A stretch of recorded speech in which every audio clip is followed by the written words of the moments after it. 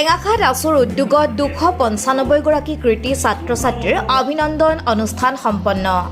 টেঙাখাত আঞ্চলিক ছাত্ৰ সন্থাৰ উদ্যোগত দেওবাৰে টেঙাখাত মহাবিদ্যালয় প্ৰেক্ষাগৃহত চলিত বৰ্ষত হাইস্কুল শিক্ষান্ত আৰু উচ্চতৰ মাধ্যমিক চূড়ান্ত পৰীক্ষাত সুখ্যাতিৰে প্ৰথম বিভাগত উত্তীৰ্ণ হোৱা সৰ্বমুঠ 295 গৰাকী কৃতি ছাত্ৰ-ছাত্ৰীৰ বিশেষ অভিনন্দন অনুষ্ঠান অনুষ্ঠিত কৰা হয়। এই উদ্দেশ্যে টেঙাখাত আঞ্চলিক ছাত্ৰ সন্থাৰ সভাপতি অভিজিত শইকীয়াই সভাপতিত্ব কৰা সভা আগধৰে সম্পাদক প্ৰকাশ শইকীয়াই। ইয়াৰ পিছতে এই অভিনন্দন অনুষ্ঠান উদ্বোধন কৰে টেঙাখাত উচ্চতৰ মাধ্যমিক বিদ্যালয়ৰ অৱসৰপ্ৰাপ্ত অধ্যক্ষ তথা সোণোৱাল কছাৰী সাহিত্য সভাৰ সভাপতি মোহন সোণোৱালে। ছাত্ৰ সন্থাৰ দৃষ্টিভংগী ব্যাখ্যা কৰে ডিব্ৰুগড় জিলা ছাত্ৰ সন্থাৰ সভাপতি অৱনী কুমাৰ গগৈয়ে। অনুষ্ঠানত ছাত্ৰ-ছাত্ৰীসকলক উদ্দেশ্যি মুখ্য অতিথিৰ ভাষণ প্ৰদান কৰে সদৌ অসম ছাত্ৰ সন্থাৰ সাধাৰণ সম্পাদক শংকৰজ্যোতি বৰুৱাই। আৰু এই অনুষ্ঠানটোত উপস্থিত হৈ এই কাৰণেই ভাল লাগে যে ইয়াত কীৰ্তিমান ছাত্ৰ-ছাত্ৰীসকলক লগ পোৱা যায়, কীৰ্তিমান ছাত্ৰ-ছাত্ৰীসকলৰ অভিভাৱকসকলক লগ পোৱা যায় আৰু সন্মুখৰ পৰা তেখেতসকলৰ সৈতে চিনাকি হ'বৰ কাৰণে কথা বতৰা পাতিবৰ কাৰণে এটা সুযোগ পোৱা যায়। মই ইয়াত যিকেইটা বক্তব্য ৰাখিম কেৱল কীৰ্তিমান ছাত্ৰ-ছাত্ৰীসকলক উদ্দেশ্যি বক্তব্যকেইটা ৰাখিব বিচাৰিছোঁ। এই যে বেনাৰখনত লিখা আছে বিশেষ অভিনন্দন অনুষ্ঠান, এই বিশেষ শব্দটোৱে কি বুজাইছে? বিশেষ শব্দটোৱে বুজাইছে যে স্পেচিয়েল, বিশেষ, কোনোবা বিশেষ। ইয়াত বিশেষ কোন?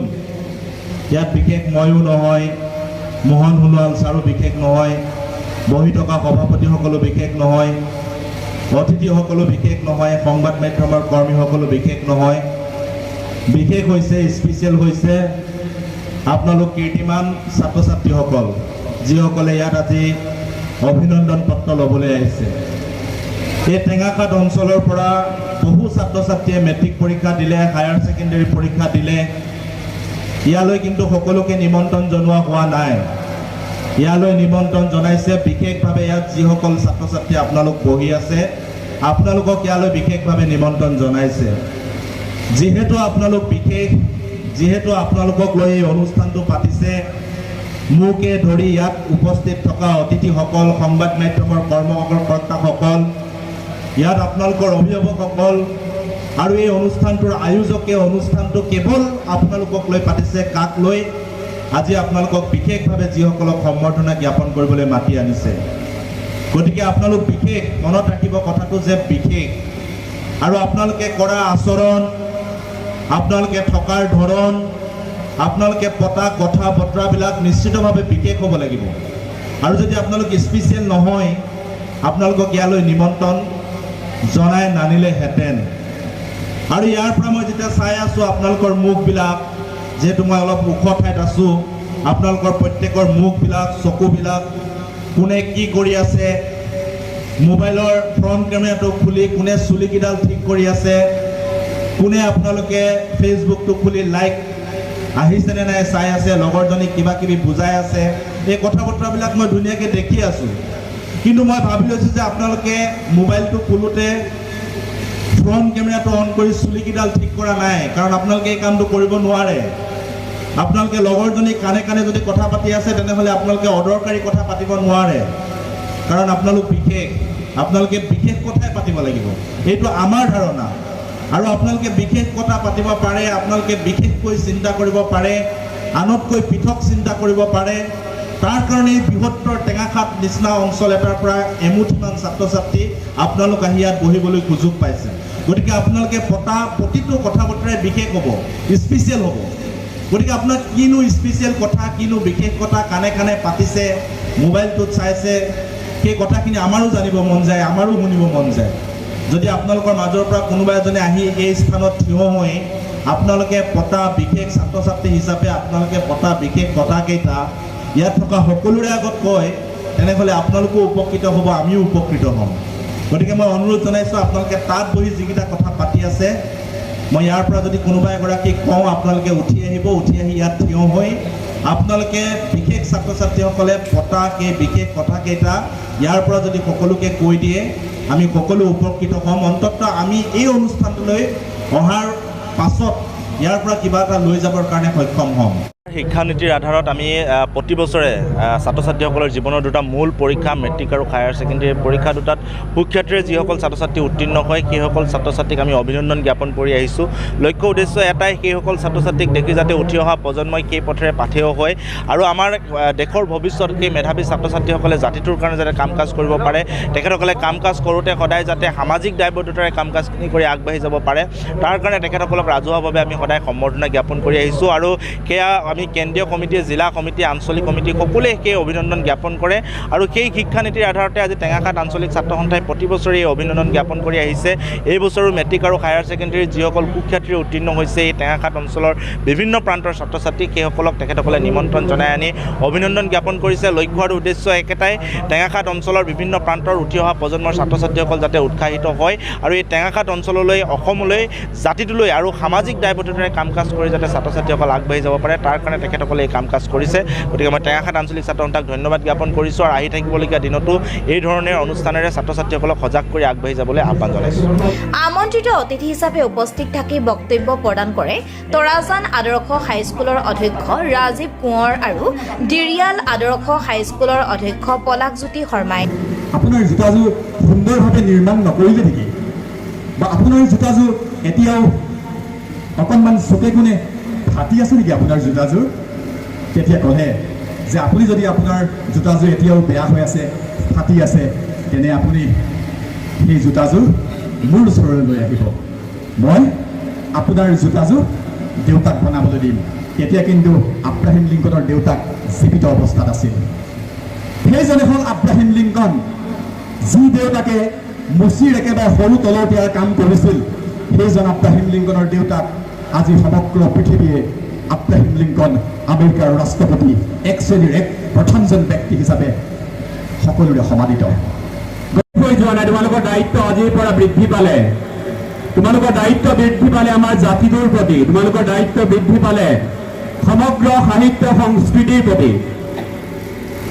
কাৰণ আমি সকলোৱেই ইংৰাজী মাধ্যমতে পঢ়ো, লাগিলে অসমীয়া মাধ্যমতে পঢ়ো, এটা কথা অনুভৱ কৰিব পাৰিব লাগিব, আমি সকলোৱে এটা কথা মনত ৰাখিব লাগিব যে প্ৰতিজন ব্যক্তিৰ কিন্তু মৌলিক চিন্তাৰ উদ্গীৰণ হয় মাতৃভাষাত। মই এটা তোমালোকক তথ্য দিব বিচাৰোঁ, তোমালোক আচৰিত হ'বা। ইংৰাজী ভাষাৰ আজিৰ তাৰিখত ইংৰাজী ভাষা শব্দৰ সংখ্যা কিমান কোৱাচোন? তুমি পাৰিবানে ক'ব? মই কৈছোঁ ইংৰাজী ভাষা শব্দৰ সংখ্যা ৩,০০০ৰ ওচৰা ওচৰি। কিমান জানানে? ৩,০০০ৰ ওচৰা ওচৰি, প্ৰায় ২,৬০০ কিবা এটা হ'ব। অসমীয়া ভাষা শব্দৰ সংখ্যা কিমান জানানে আজিৰ তাৰিখত? ১,২৫,০০০। আমি কিমান চহকী, অসমীয়া জাতিটো, অসমীয়া ভাষাটো কিমান চহকী। সেই ভাষাটোক আমি আগুৱাই লৈ যাবলৈ হ'লে, সেই জাতিটোক আগুৱাই লৈ যাবলৈ হ'লে আমি কি কৰিব লাগিব? আমি সামাজিক দায়বদ্ধতাখিনি অন্ততঃ বজাই ৰাখিব পাৰিব লাগিব। ইয়াৰ পিছতে চলিত বৰ্ষত টেঙাখাত অঞ্চলৰ বিভিন্ন বিদ্যালয়ৰ পৰা প্ৰথম বিভাগত হাইস্কুল শিক্ষান্ত পৰীক্ষাত উত্তীৰ্ণ হোৱা ১৫০ গৰাকী আৰু উচ্চতৰ মাধ্যমিক চূড়ান্ত পৰীক্ষাত সুখ্যাতিৰে প্ৰথম বিভাগত উত্তীৰ্ণ হোৱা ৪৫ গৰাকী কৃতি ছাত্ৰ ছাত্ৰীক ফুলাম গামোচা আৰু একোখনকৈ সম্বৰ্ধনা পত্ৰ প্ৰদান কৰি অভিনন্দন জনোৱা হয়।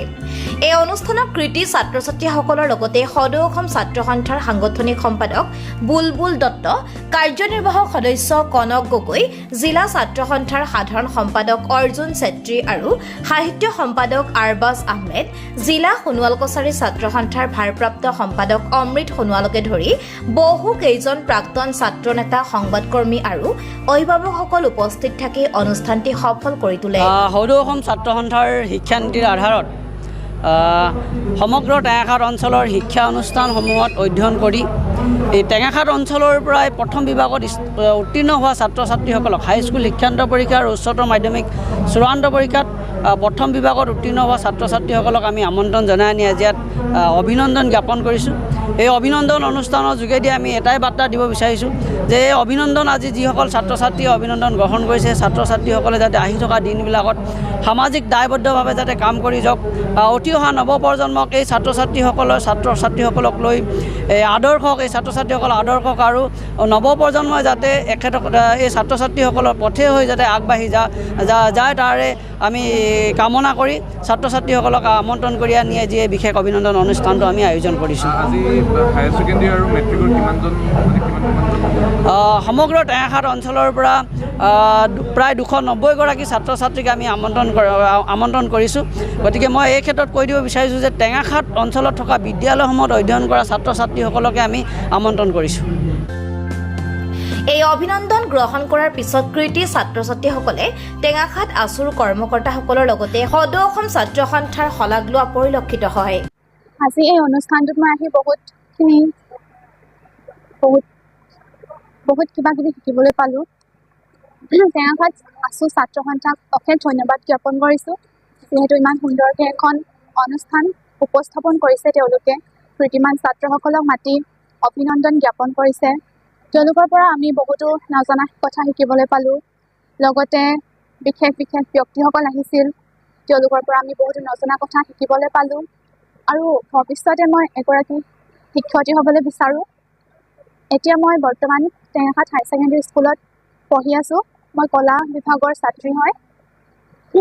হায়াৰ ছেকেণ্ডেৰী পাছ কৰি মই BA পঢ়িম, তাৰপিছত মই MA কৰিম, তাৰপিছত মই BEd কৰিম বুলি ভাবিছোঁ। আজি এই অনুষ্ঠানটো বহুত সুন্দৰকৈ উদযাপন কৰা হৈছে। মই সদৌ অসম ছাত্ৰ সন্থা সকলো সদস্যকে আন্তৰিক ধন্যবাদ জ্ঞাপন কৰিছোঁ, আমাক এইদৰে ইমান ধুনীয়াকৈ সম্বৰ্ধনা জনোৱাৰ কাৰণে। আৰু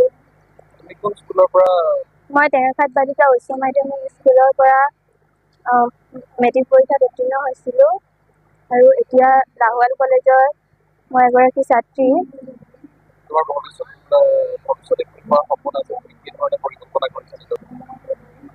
মই বৰ্তমান কলা শাখাত নামভৰ্তি কৰিছোঁ আৰু মই ভৱিষ্যতে এজন লয়াৰ হোৱাৰ সপোন আছে। নেজানো সপোনটো কিমান দূৰ হয়, কিন্তু চেষ্টা কৰিম।